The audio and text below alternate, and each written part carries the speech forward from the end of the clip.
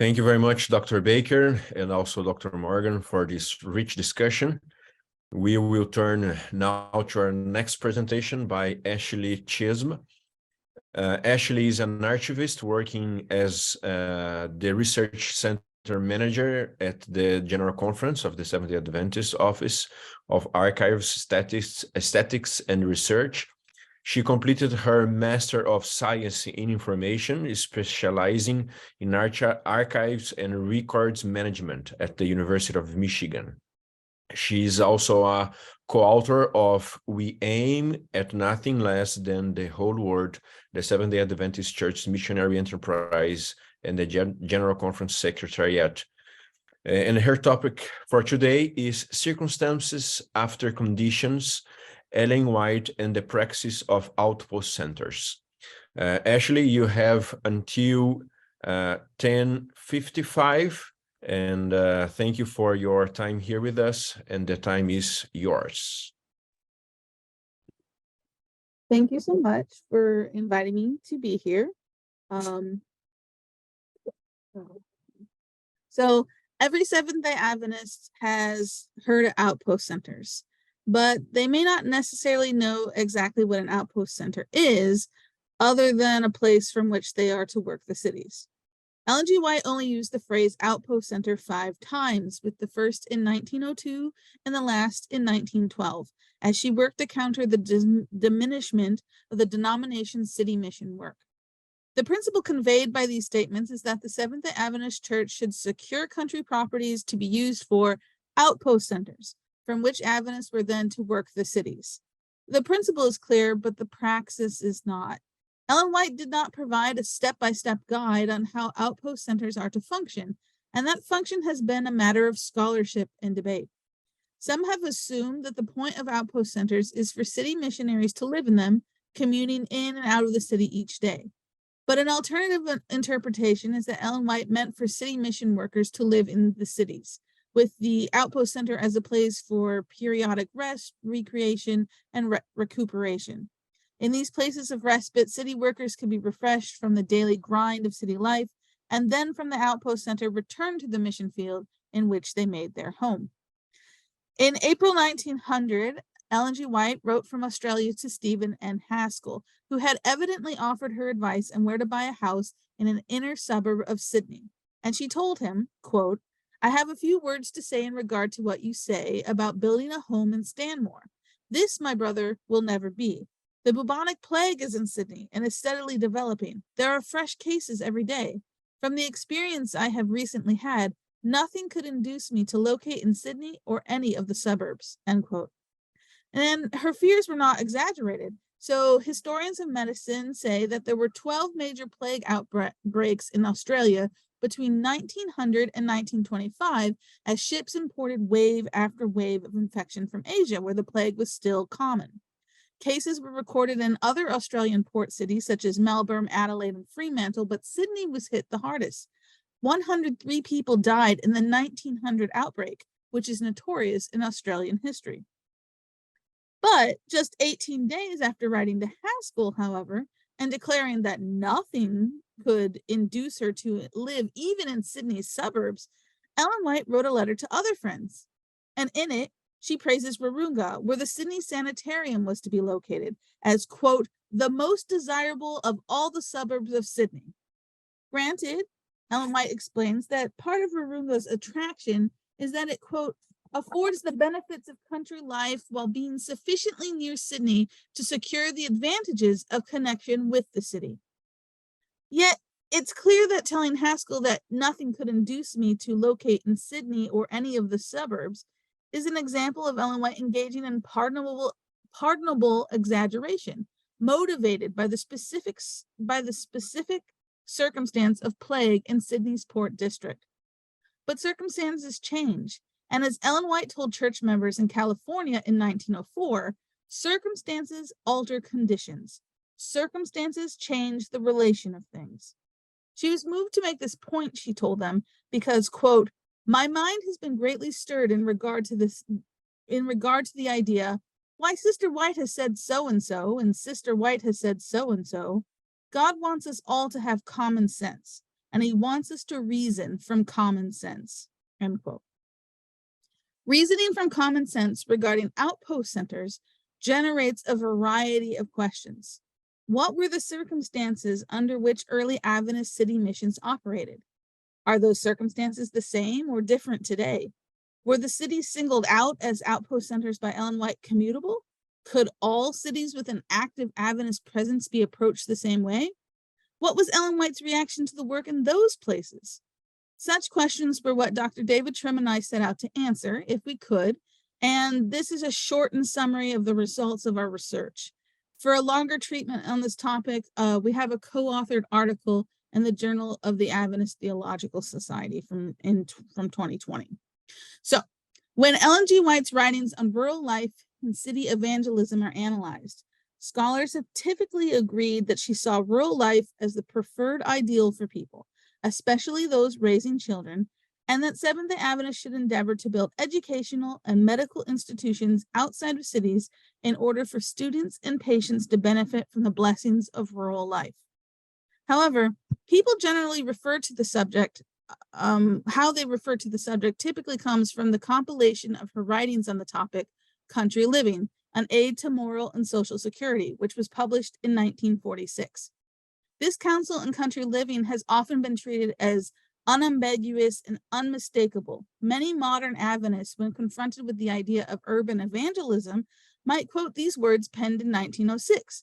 Out of the cities, out of the cities. This is the message that the Lord has been giving me. This and similar statements appear in Country Living. But Country Living does not contain the circumstances in which they were written for any of the quotes which appear on its pages. Perhaps the compilers did not see it necessary since they remembered the circumstances from those years and knew their own immediate context in the wake of World War II and its devastated cities also made a powerful impetus for moving away from cities. Today, however, Seventh-day Adventists do not have the lived experience of the cities from the 1880s through the early 1900s. So the concern with the cities was twofold. They were often physically unhealthy, and they were seen as morally filthy. Andrew Lees, a scholar of perceptions of cities, wrote, quote, especially in the early phases of cities' growth, cities presented scenes of dreadful overcrowding and disease. For many, life was indeed nasty, brutish, and short.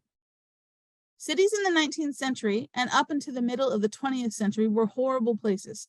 Pollution of both air and water and poor infrastructure and sanitation easily led to outbreaks of deadly diseases. Even in places that had begun to take measures to address pollution and sanitation, it was still typical to encounter bad air, cramped spaces, and endless noise. George I. Butler, former General Conference president, wrote in 1890, painting a word picture in the review of the cities of his day. The wagons and street and railroad cars, etc., rattling and roaring along the highways, together with whistling, screaming, and tooting, destroy all quiet till a late hour and break up rest at a very early hour. One fails to get plenty of calm, refreshing sleep. God's pure air becomes precious. Tall houses are jammed in close together, with here and there a narrow and often filthy, and a backyard strewn with ashes, broken fruit cans, or tumbled down outhouses, and stables hidden away as much as possible from the front street view for appearance's sake are in plentiful supply. The odors which come up through the windows of sleeping apartments are often a mixture of coal smoke, decaying vegetation, and mustiness from ill-ventilated rooms. Which, it's a gross picture he paints. Those concerned with public health, including clergy, physicians, and social reformers, sometimes criticize cities on that basis alone, and Seventh-day Adventists did so. But sanitation and people's physical health were not the only concerns that critics had regarding cities. They were equally, if not more so, concerned with cities' moral health. Once away from the regular communal patterns of rural family, home, and church life, individuals might stray from those patterns. This disintegration of social cohesion alarmed many Christians and led many to make comparisons of modern cities to the biblical examples of Sodom and Gomorrah and Babylon. Others brought up the examples of the Tower of Babel and Nineveh. Some criticized cities in an attempt to improve them, but others sought to shun cities altogether. Now, Ellen White was indeed concerned with public health when writing of cities. She had traveled in some of the same places that George Butler had, after all, and had watched the United States of America begin and continue to industrialize throughout her lifetime. In 1902, Dr. Loretta Kress wrote to her from Kurenbaum, the rural location of Avondale, observing, quote, "Every time I come home from Sydney, this place seems like heaven almost. The air is so pure. There is none of the tobacco smoke and black dust you get in Sydney, and it is so quiet. One feels they can rest undisturbed here. I can see more and more why our institutions are better in the country away from the city. There is the quiet, pure air and nothing to contaminate them with the filth of city life. I am sure God saw all this when he instructed when to build sanitariums." Ellen White agreed, without doubt, for she replied to Loretta and her husband, also a physician, Dr. Daniel Kress, "We have received your good letter. Thank you so much for writing. In regard to our schools and sanitariums being out of the cities, I had written in almost exactly the same language that you used." So while it's true that the public health situation in large cities of most of Latin America, sub-Saharan Africa, Southern Asia, Southeast Asia, East Asia, and Eastern Europe still can be characterized by industry, overcrowding, and pollution, in the Western world, much of Western Europe, North America, North Asia, and Australasia, cities have become far healthier due to the reduction of pollution, a result of both stringent regulations and the rise of cleaner energy sources, such as solar and wind power. In contrast, in some cases, rural areas at the time Ellen White wrote now suffer from pollution. For example, Southern California, which she described as a health resort in 1902, is better known today for traffic jams and poor air quality. Ellen White was also concerned with the moral health of cities. She warned that, quote, "Cities are hotbeds of vice, with the sights and sounds of evil evident at every hand."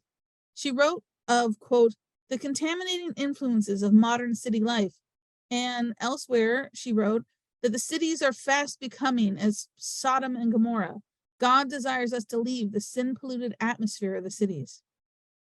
Yet in the era of high-speed internet and the rampant availability of online pornography, with sexual addiction being added to the traditional tobacco and alcohol addictions, farming areas and small towns are today no longer as free of moral pollution as they once were thought to be. In North America, rural areas also are suffering an epidemic of opioid addiction. Furthermore, where once living in the city had a mortality penalty, today the opposite is true. Metropolises are better served by public health infrastructure than rural areas. Among the consequences are that infant mortality is worse in the country, while in most of the world's nations, living in the city now extends life expectancy. So, were the cities singled out as outpost centers by Ellen White commutable? Does a commutable model work in any of those places in the present? The three cities mentioned in direct connection with outpost centers were, in fact, commutable. Los Angeles, California, subject to the very first statement mentioning outpost centers, had electric trolleys as early as 1887, and the Los Angeles Railway began operation in 1895. The Pacific Electric Railway was created in 1901, and it connected the growing suburbs with the greater Los Angeles area. Boston, Massachusetts, which Ellen White singled out twice, was a city she had known in her youth, but which had already grown considerably by the time she wrote concerning it. But the personal connection may explain why she wrote in 1905, quote, "I feel a deep anxiety that Boston shall hear the word of the Lord and the reasons of our faith." In addition, she specified New England Sanitarium as potentially having a key role in mission to Boston. The sanitarium was located in Melrose, a city 8 miles north of Boston and today part of its metropolitan area. For this reason, it was often simply called Melrose Sanitarium. The institution had a station on one of the main train lines into Boston and had commuter train service from the late 19th century. With 15 miles of track and 7 stations between Melrose and Boston, it would not have taken very long, even on a slow commuter service. It would have been practical, therefore, for workers in the center of Boston to be commuting daily from the sanitarium. No evidence has yet been found that would verify or falsify this possibility, but it must be acknowledged as practicable. Ellen White seems to have seen the rebuilding and redevelopment of the sanitarium, consequent on a fire that destroyed much of it on January 1st, 1905, as an opportunity to establish an outpost center for working Boston. In 1906, she wrote to Dr. Charles C. Nicola, superintendent of the sanitarium, quote, "It was a wonderful providence that brought us into possession of the Melrose Sanitarium property. It is to be an important outpost center from which to work the city of Boston. You, Brother Nicola, understand the instruction that the Lord has given regarding this matter." Apparently, Ellen White had discussed with Nicola the details of the inspired instruction and thus felt no need to elaborate. It is necessary to reason from common sense what she might have intended. Now, the last time Ellen White used the phrase outpost center was in relation to the city of Nashville in 1912.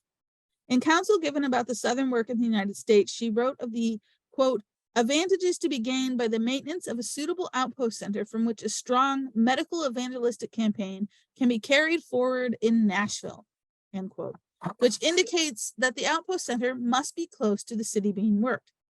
But in practice, a close investigation of how Adventist institutions in Nashville were located and how they function adds complexity to our understanding of what an outpost center was meant to be, especially as attitudes related to race complicated how the work in Nashville functioned.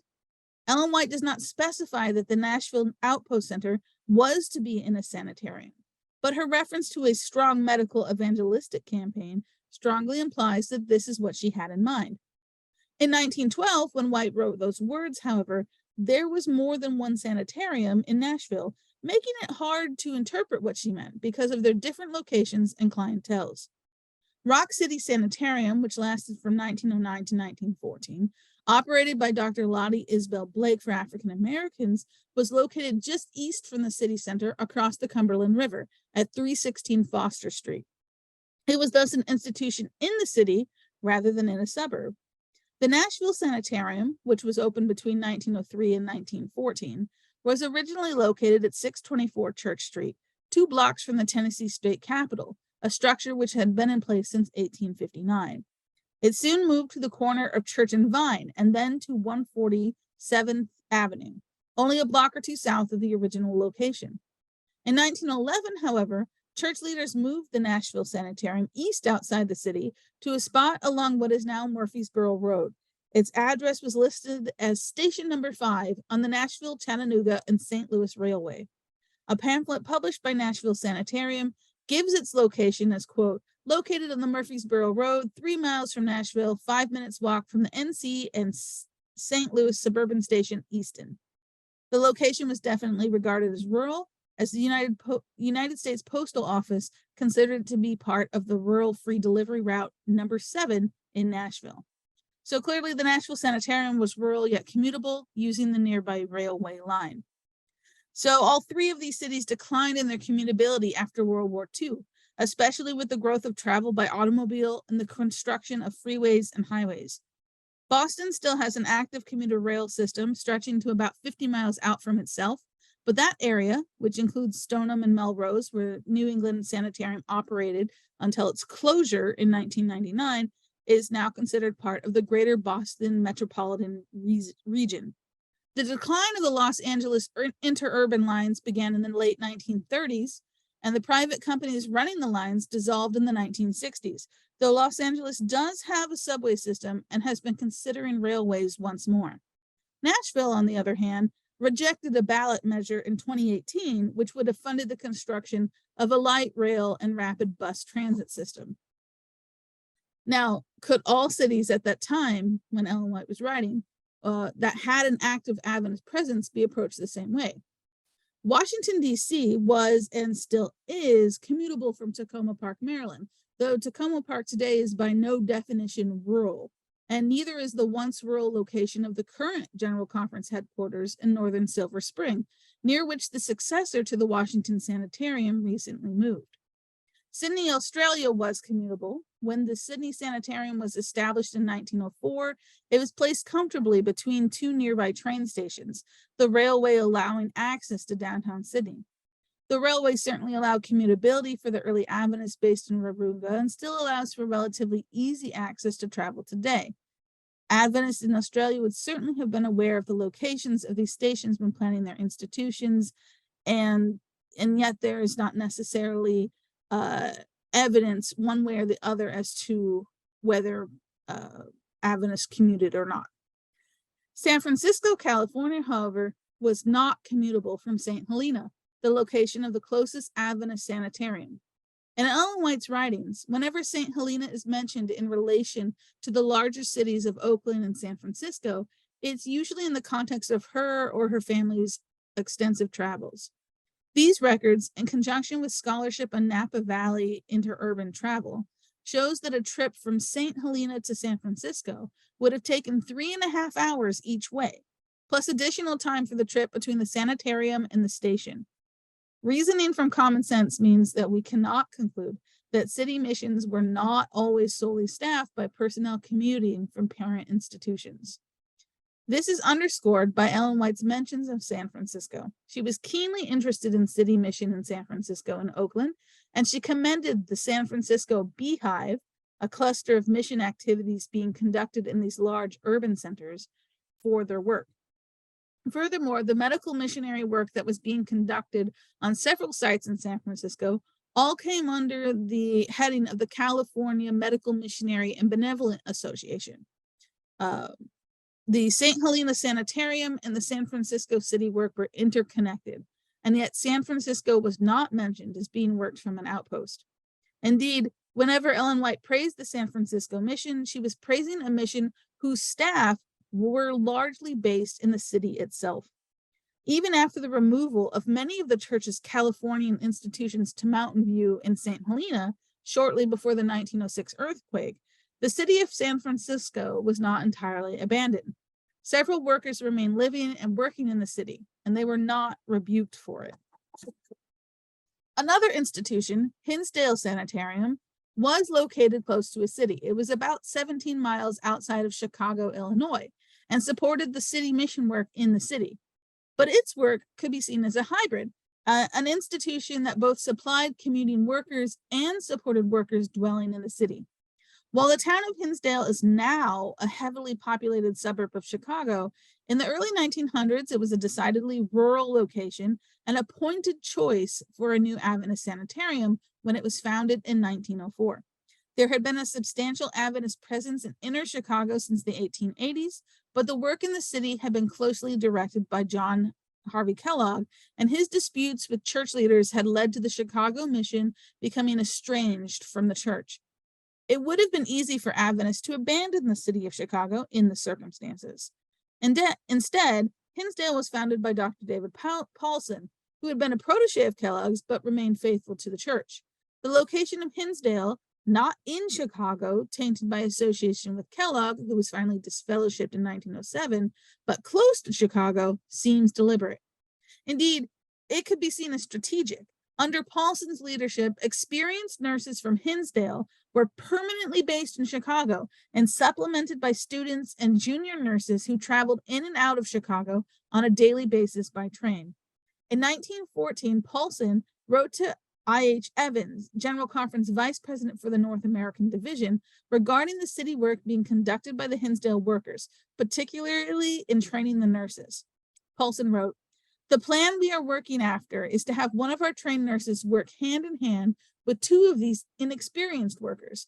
Their substantial training will make a good combination with the enthusiasm and zeal of these new untrained workers. One will balance the other. We have decided to have them come back every evening to their quiet, beautiful home down there in the woods. In other words, working the city from Hinsdale as an outpost center. That means a little over $60 railroad car fare every month for these 10 workers. We do not feel that it would be wisdom to have these inexperienced workers camp overnight in Chicago, as our most experienced nurses have been doing in building up centers there." So far, this is the only specific contemporary reference to how an outpost center functioned. It is written neither by nor to Ellen White, but it has to be taken seriously because its author had insights into her thinking. Paulson regularly wrote to both Ellen and Willie White with updates about the work that he and his team were doing for and in Chicago.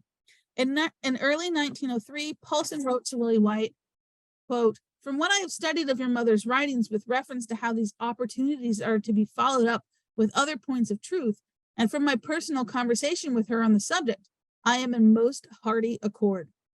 Later that year, Paulson was writing of the transition to the Hinsdale campus. Over the years, he consistently supplied the Whites and other correspondents with details of Hinsdale's Chicago mission. One of Paulson's selling points in 1905 for the nurses' training school at Hinsdale was that it was, quote, "only 17 miles from the heart of Chicago," and allowed students, quote, "full access to the vast city missionary opportunities that it affords." But as is plain from his letter to Evans, it was only the inexperienced who would take advantage of the short distance and commute from rural Hinsdale. Others would be living among the people in Chicago itself. Paulson clearly did not see Ellen White's counsel regarding getting out of the cities and working the cities from outpost centers as barring him from having workers living both inside and outside a city. In 1914, the same year he wrote to Evans, Paulson wrote to Asa T. Robinson, W.C. White's son-in-law and president of the Colorado Conference, about Boulder Sanitarium and its relation to city work in Denver, Colorado. "I believe you people could find a consecrated graduate nurse and put her right down in Denver to do house-to-house work among the common people, and then have your nurses who are in training spend each a month with her there. It would mean that 12 of your nurses would have most splendid city missionary experiences each year. You would have to support the graduate nurse and perhaps pay the room rent for the nurses in training." This suggestion was in addition to those of Boulder Sanitarium staff conducting regular Bible work and canvassing efforts when they were not engaged in medical work.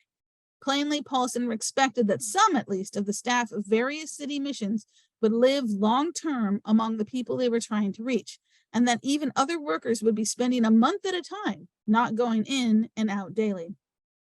Circumstances alter conditions. Circumstances change the relation of things. The circumstances in some ways have changed.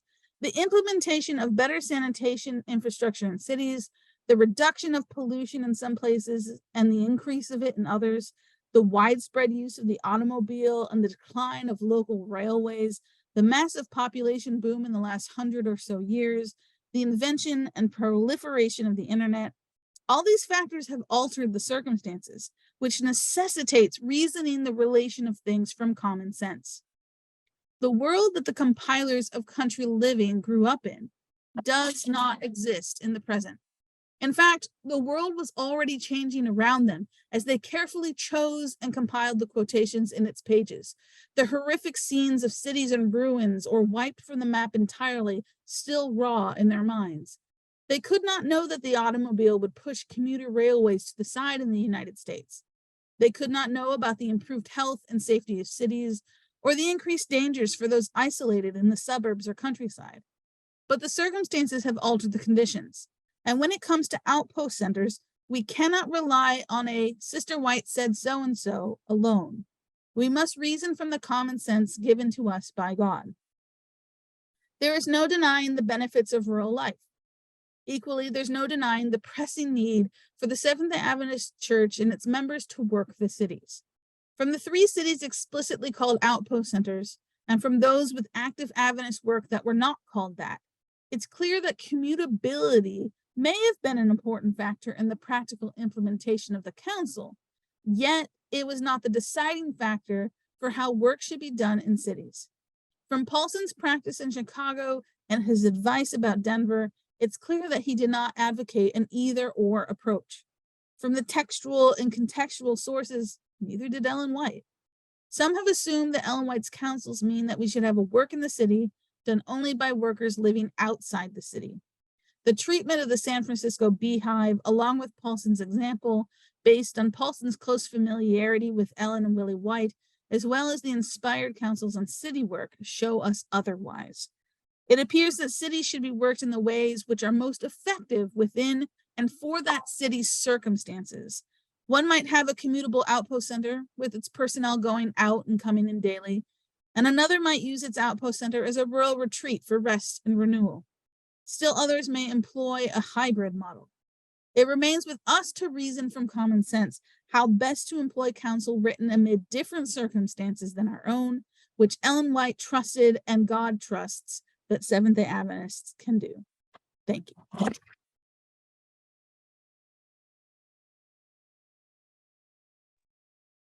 Thank you very much, Ashlee, for your presentation. Very insightful. Now we have our respondent. It's Matthew J. Lucio. Matthew is a pastor well known for his innovative digital initiatives. Matthew also enjoys narrating Adventist history as the host of the Adventist History podcast for the past, I think, 8 years. Back then in Brazil, a couple of years ago, your podcast, Matthew, helped me to revive my love for Adventist history. So thank you for that. You have 15 minutes until 11:05 to respond to Ashlee's topic. Thank you very much for your time. Thank you, Alberto, and thank you, Ashlee, for your paper. All right. Let me just begin by extending my appreciation for Ashlee's work in this paper. As you mentioned, I know you have a longer paper that was published in JATS that's slightly related to this that Dr. Trim helped with as well. So I acknowledge him. But, you know, it's always nice to situate a well-known statement, things that you hear in Adventism in its context, and especially this Outpost Centers topic. Now, you begin in the paper by saying that every Adventist has heard of Outpost Centers. I just want to put forward myself as the exception to that. Growing up, we grew up on 5 acres of land, and I couldn't even see one of my neighbors. They were through the woods somewhere else. And yet I remember my father still saying, we need to follow Ellen White and move out of the city. I don't know how that we were in the city, and except maybe in some technical sense. But, you know, I remember hearing that. I didn't know anything about Outpost Centers, though, growing up. I just knew we weren't far enough in the country. And that was a real, I don't know, that was somewhere in my father's heart. We never did move, but he kept agitating on it from time to time. I think anytime a car managed to drive by in front of our house, we just weren't far enough away. So I do think there's plenty of Adventists, particularly younger Adventists, who still don't know what Outpost Centers are. They may be more familiar with the wider issue of urban versus rural living, but they may not know what Outpost Centers are. So maybe I'm the only exception to that. I don't know. Anyways, I found Outpost Centers to be a curious term, and I did a brief search, and I couldn't locate any use of Outpost Centers predating Ellen White's use of the term. Now, perhaps that's not surprising because Ellen White is renowned for her literary independence. So I'm wondering, did she coin the phrase, or was this a mission model that was being tried by other Christian groups, perhaps under a different name? Was she inspired by something she saw or read about, or was she capital I inspired to push for this model through some divine revelation? I, for one, would like to know a little bit more about the background of this term and maybe what it represents, and particularly if she happened to see the idea somewhere else that we could kind of study and compare how maybe other people practice something similar to this versus how Ellen White advocated for it and how Adventists practiced it. So I don't know the answer to it. I just wonder if there's something out there, perhaps that you've come across in a study of Protestant missions in the city. Maybe that might yield some interesting results. I don't know. I did love your section on the Sydney situation. And you quoting her as saying that nothing could induce her to live in the city or its suburbs. And then, 2 weeks later, saying that's a good spot in the suburbs for the sanitarium. That's great. And you wonderfully contextualize that by showing that there was a concern for public health with the plague there in Sydney. And, I imagine some Adventists did live in Sydney at the time, even if Ellen White didn't. That the vegetarian cafe, the pure food vegetarian cafe, was just a couple years later, I guess. But it was at least I found a reference to it a couple years later, and it was 2 blocks from Town Hall. So, I'm sure somebody lived in the city near that restaurant. I don't know that they all commuted in. But it seems in that case, it was a personal decision that she made. And I appreciate that she didn't judge others who perhaps wanted to live in a suburb of Sydney, certainly the sanitarium workers. And so, I think that's kind of vintage Ellen White. She's not using her personal inclinations as the rule by which to judge other people. And I think that was a great point, great nugget in your story that I wish more and more people knew about. All right, I'll get off my soapbox. I will say I'm a little puzzled. I'm chewing through this idea that we could interpret Ellen White's writings on the subject as either advocating for people to live outside the city and the Outpost Center and commute in, which is, I think, as you note, how most people have understood her writings on the subject, that you live outside and you commute in. And you're saying it's possible to read her writings in the sense that you can live in the city and commute out for some refreshment and recreation, recuperation. I guess that puzzles me because I think overall Ellen White's broad talk about the cities is not positive. She said in her 1906 article in the review that outpost centers are being established from whence our workers can visit the cities. And at least in that case, it sounds like she wanted people to live outside the cities. I'm not aware that she made similar calls for people to move into the cities, even if she apparently tolerated people who lived in the city in San Francisco and in Hinsdale, as you point out. Now, perhaps she didn't need to because people naturally gravitate towards cities over time. But still, I have a hard time reconciling her multitude of writings about the dangers of cities with an idea that she was actually okay if people moved in the cities as long as they had an outpost outside the city. So I'm wondering if maybe you've come across a quote or something that indicates something like that. I think your argument for city living as an interpretation of Ellen White, from what I can tell, rests on her silence in the fact that workers were living in San Francisco and Hinsdale, and she didn't say anything to the contrary of that situation. She didn't tell them to leave. I don't know that is necessarily an endorsement, because she also said that people should leave the city when God opens the way. She wasn't pushing people to make a mass exodus immediately out of the city. She said people have to leave. She understood that there's finances involved, there's jobs involved, there's other things involved, and that people should leave the cities as God opens the way. So, I can see how that she could be okay with people living in San Francisco or Hinsdale doing ministry because maybe God hadn't opened the way for them to leave yet. So I just don't know if her silence on that is necessarily an endorsement, and unless we have some other evidence that I'm not aware of. Now, you note that two of Ellen White's major concerns about cities were the impact on moral and physical health, and that's absolutely true. I know you weren't being exhaustive. You can't be exhaustive. That'd be a book. But I just wanted to note for everyone else who's watching that some of the other concerns she had in one of the letters in which she uses outpost centers, the first one, I believe, she says that the turmoil and confusion that fills these cities, she's talking about Southern California in particular, the conditions brought about by the labor unions and strikes would prove a great hindrance to our work. She also mentions the noise of trains and streetcars, as well as the fact that there is little besides houses to see. So she's concerned, I guess, about the economic temptation to join a labor union in the cities and perhaps participate in their politics. She's concerned about noise pollution, as well as the lack of green spaces in many urban areas. And at least on those last 2 points, I think Ellen White would have fit in with many people today in their concerns about cities. And we see that Ellen White does indeed have a number of reasons to be concerned about city living. We should be able to examine trends in crime rates and other things. And if we did, we'd find out that homicides in New York City are half of what they were in 1875 or more. We find more public parks in cities. We find cleaner air, better public health infrastructure, as you point out. And I think we can reason from common sense and conclude that many of her concerns about cities were addressed. Crime is down, public health is up, there's more green spaces, it tends to be less crowded, at least in American cities versus some other cities in the world. But I just wonder, is reasoning from common sense here enough? Because I think you can point out all of those things to people, and it still may not move the needle on how they interpret Ellen White. She said in a 1902 letter that this subject was laid out before me in Australia. Light was given me that the cities would be filled with confusion, violence, and crime, and that these things would increase to the close of this earth's history. That's what she wrote.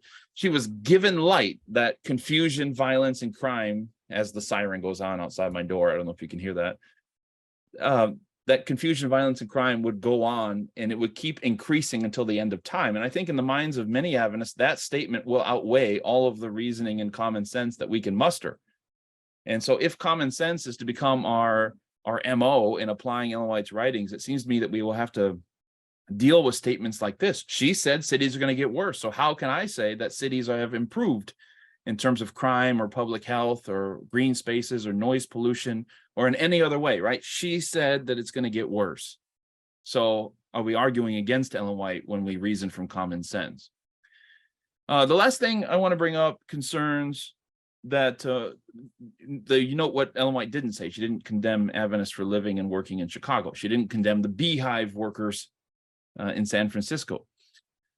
And I wonder if Ellen White, I guess my question is whether Ellen White why she didn't flesh out this topic in her mind. Like, we're trying to understand what she meant by this phrase, which she uses, as you know, 5 times. And I wonder if she knew fully what she meant by this phrase. Was this ever something she had fully developed in her own mind? I mean, I wonder if we're, as Adventists, tying ourselves in knots, trying to find some kind of blueprint here, when perhaps the blueprint never existed. Maybe it was kind of these local, she's looking at these, you look at several cities where she specifically names that they need outpost centers, and you're trying to figure out, the transportation, all these other, the commutability of these cities, and we could study them in depth. Was this meant to be a kind of a universal model for every city? And I think this is something you were wrestling with in the paper. Or is this something kind of like a general principle, but specifically applied to these cities that she mentions? I just wonder if we're tying ourselves up looking for this blueprint when maybe a blueprint doesn't exist. You mentioned country living. It makes Ellen White's counsels about city mission and living just so clear, right? As if she had this well-articulated vision that was constantly being proclaimed, and we have fallen short of it or something. When, of course, it doesn't seem like there ever was some kind of well-articulated vision of how to relate to cities. The prime example of Ellen White's circumstances alter condition statement is that counsel to parents to homeschool their kids until they reach 8 or 10 years old. And she gets flustered in the early 1900s when parents refused to send their kids to an Adventist school until they were 8 or 10 years old. And she chides them, as you all well know, saying, when I gave that counsel, we didn't have an Adventist school, guys. Use your head here. That's my paraphrase of Ellen White. This is an easier situation, I think, to reason from, because we can trace her thoughts on education throughout her life. And she wrote a lot about education. We can see how she handled various situations. But when it comes to outpost centers, we don't have a lot to work with here, do we? It doesn't seem to me that this concept had necessarily crystallized in her mind. She didn't write on this subject at length. We can't trace the trajectory of her thought over a long period of time. We don't have a ton of situations to study. You've done good work with Dr. Paulson at Hinsdale. It's a good example.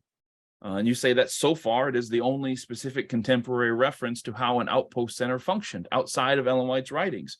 And I do hope that we're able to find some more examples someday, even though that's a great one. So I suspect that the lack of a blueprint in this area, like other areas of her thought, is actually a boon for creativity and local mission work, that we might find a degree of variety in how people applied her words, as it seems Dr. Paulson did in Chicago. So I'm with you. Let's get back to the principles. Let's prayerfully and creatively consider how to live with them. And I would add, maybe stop harassing each other for not following some blueprint that may not exist. Now, we could have a much larger conversation about this topic. The world is changing so rapidly. I believe we ought to be talking about the future more than the past when it comes to cities. I mean, 55% of the world lives in cities today. In 2050, the UN says that'll increase to 68%. People are moving to cities, whether or not they should, that they are. And I'm afraid that if we can't learn to use common sense on this issue as you call for, we're going to find ourselves in serious trouble as a church.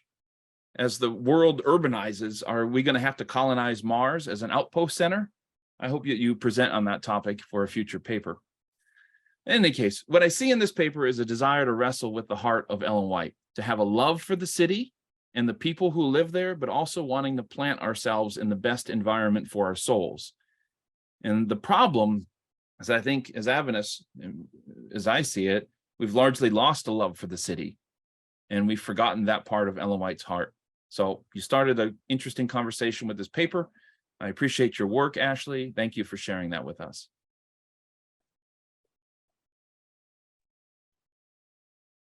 Thank you, Matthew. Just a reminder, if someone has questions, you can use the Q&A option in the Zoom app and submit a question. Those questions will be collected and answered in the discussion panel at 4 to 5 p.m. So this afternoon. Ashlee, you have 5 minutes to comment on Matthew, what Matthew has presented. Go ahead. Thank you. Thank you, Matthew, for your response. I think all good questions, some of which I don't think it had come up in the research that Dr. Trim and I had done. We had been kind of laser focused in on what Ellen White was saying. It stemmed out of a request that got made for us to do research back in 2017, and then it expanded into the research that we did that resulted in the article in JATS. So the suggestion about looking at whether or not other people were doing similar things is an excellent one, and I've taken note of it, and I'll take that back to Dr. Trim as well. I also think the fact that there's doesn't seem to be a blueprint is essentially what the argument for common sense is at least in my growing up. I definitely heard multiple times, we got to get out of the cities, we got to have outpost centers. I heard that a lot growing up, but there was never an explanation of how or why. It just was, and you got to commute in and out, and it seems like that's become the blueprint. And yet, if there isn't actually a blueprint, holding course in what is the one interpretation of the text, might not serve us well in the future. Which is why, at least for this, I tried to make this argument about reasoning from common sense. I personally don't think it's against her to reason from common sense, especially when it is more open-ended. There is actually a lot that she says about city work in general, not in, like, she doesn't use the phrase outpost centers, but she uses the phrase into the cities often, and out of the cities also often. And it is interesting to look at those two. It's several, there's a lot. And in balance, it is the ideal is being, living in God's nature is essentially what the ideal is. And if you have part of the research that I've done for Adventists in the City, my article for the Encyclopedia of Seventh-day Adventists is currently I'm doing edits for it. But part of what I've seen there is that prior to the 1930s, 1920s, working in the cities was seen as a sacrifice that missionaries were making. It is only with the publication of Country Living and the emphasis that getting out of the cities is given post World War II that